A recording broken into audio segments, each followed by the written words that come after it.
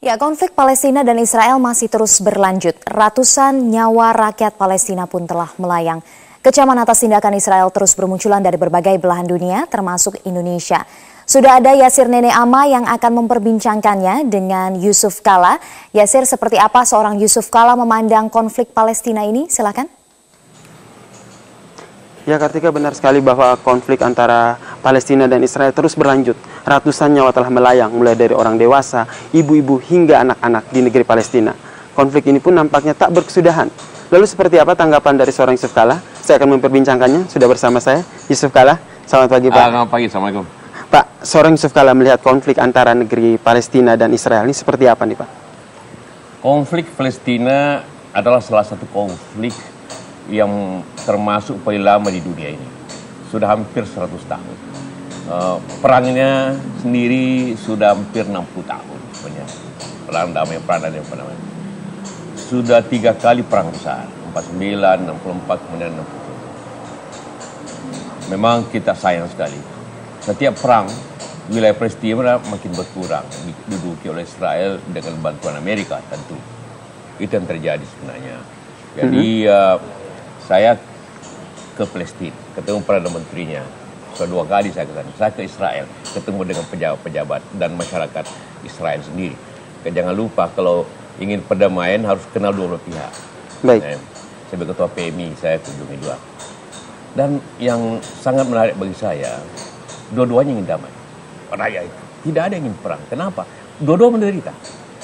Jadi saya katakan kepada Perdana Menteri Palestina bahwa hanya 2 cara untuk menyelesaikan konflik ini. Perang atau berunding, damai. Perang Anda, saya bilang, minta maaf, sudah 3 kali kalah. Daerah yang kecil. Saya minta maaf, Indonesia tidak bisa bantu kalau perang, karena Indonesia jauh dan tidak mungkin bawa pasukan ke situ. Yang kedua, pasukan negara-negara Arab, tentara negara Arab juga tidak bisa berbuat banyak. Mesir, Jordan, Syria, dan lain-lain tidak bisa berbuat banyak, makin kecil. Tinggal satu opsi sebenarnya, yaitu perdamaian. Perdamaian. Ya, Pak. Tidak mungkin tanpa perdamaian. Kalau perang tidak pernah habis, dua-dua korban, dan konflik ini menyebabkan masalah besar di dunia ini juga. Menyebabkan ketegangan di Timur Tengah dan efek kita. Baik, Pak. Baik, Pak, dan kita melihat bahwa yang seperti yang disampaikan Pak seorang Yusuf Kala, perdamaian yang dibutuhkan. Dan selama konflik ini berlangsung, bantuan dari berbagai belahan dunia ini kan terus berdatangan, termasuk dari Indonesia sendiri. Nah, dari seorang Yusuf Kala yang pernah mengunjungi Palestina, melihat sebenarnya dengan kondisi Palestina yang seperti ini, bantuan seperti apa yang sebaiknya kita berikan kepada negeri Palestina ini? Iya, pertama doa dan tentu bantuan logistik. Sebenarnya Palestina bukan orang yang miskin. Di Syria, Jordan, orang kaya itu banyak orang Palestina. Dia orang profesional. Jadi mereka bantu juga negerinya. Bukan orang miskin Palestina. Tapi pintar berusaha. Pengusaha-pengusaha yang sukses di Timur Tengah itu banyak orang Palestina. Doktor macam di Amerika. Jadi jangan pikir dia miskin kayak banyak di negeri kita. Enggak, mereka orang kaya. Orang Palestina itu. Lihat saja di Gaza. Mana Gaza dibanding Jakarta lebih bagus di Gaza itu contoh. Jadi mereka bukan orang miskin. Nah, ini banyak kesalahan. Karena itulah maka negara Islam besar. Karena ada juga diuntungkan dengan konflik itu. Ya, itu banyak penghasil minyak, harga minyak naik. Harga minyak naik ya. Dia untung sekali. Amerika juga negara-negara penghasil minyak lain. Jadi banyak biar aja. Dan ini juga salah satu poin. Maka kalau kita peranan terbesar kita ialah bagaimana mendorong perdamaian.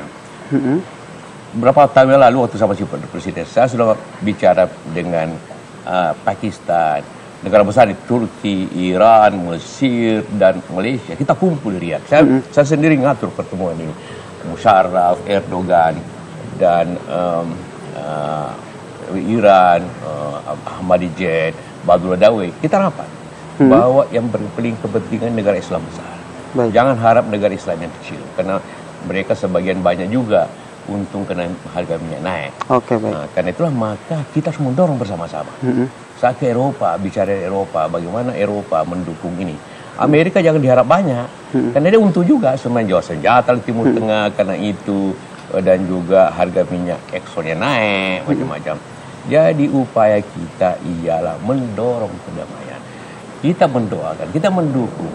Tapi berapa yang kita bisa dukung yang begitu jauh dan tidak punya masuk gitu. Jadi harus yang fundamental. Nah, karena itulah saya katakan tadi, kalau insya Allah Jokowi, kita harus buka pertama kedutaan kita di Ramallah. Supaya kita hadir di tengah-tengah konflik itu. Sehingga kemudian kita berperan agar dua-duanya harus kita kenal. Perdamaian itu banyak orang salah sangka. Kalau dulu saya ke Palestina, kemudian ke Israel. Karena perdamaian tidak mungkin dicapai apabila Anda tidak mengenal dua-duanya. Tidak kenal dengan dua-duanya. Tidak bicara dua-duanya. Baik, Pak. Harus begini. Jadi akhirnya adalah perdamaian itu. Jangka pendek, oke, kita bantu uang. Tak usah yang lain. Bawa barang lebih banyak ongkos kirimnya daripada itu. Di sana tidak kekurangan apa-apa. Hanya butuh uang saja. Di sana tetap makan. Di sana tetap apa. Karena jalur Mesirnya sudah terbuka lagi.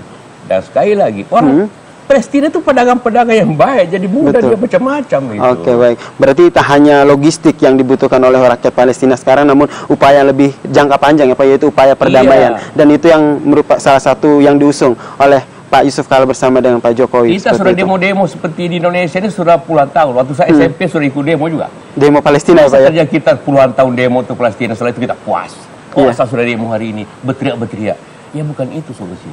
Upaya perdamaian. Upaya perdamaian. Dengan salah satu kita dengan negara Islam terbesar harus mengambil peran itu. Dan sekali lagi saya sudah pernah coba. Dan mereka menyambut baik. Sampai sekarang kalau saya ketemu Erdogan, Ahmadinejad, Musharraf, selalu ingat bahwa sebenarnya usaha kita harus dilanjutin. Oke. Dengan mendirikan salah satu duta besar di Ramallah seperti itu Pak? Salah satunya. Tapi yang paling penting harus kenal baik kedua negara itu. Kedua negara. Dan itulah dilakukan oleh seorang Yusuf Kala ya Pak? Saya sebagai kepala saat masuk sudah 2-3 kali saya ke sana. Kenal dua-duanya. Masuk ke Ramallah, juga saya ke Yerusalem, saya masuk ke Tel Aviv. Hanya itu cara untuk menyelesaikan konflik antara dua negara ini ya Pak ya. Terakhir nih Pak. Terakhir nih Pak, apa harapan dan pesan Bapak untuk umat Islam di Indonesia yang sangat antusias memberikan dukungan kepada Palestina? Mendoakan. Kedua, ya mengumpulkan dana untuk membantu mereka. Dana saja, tak usah.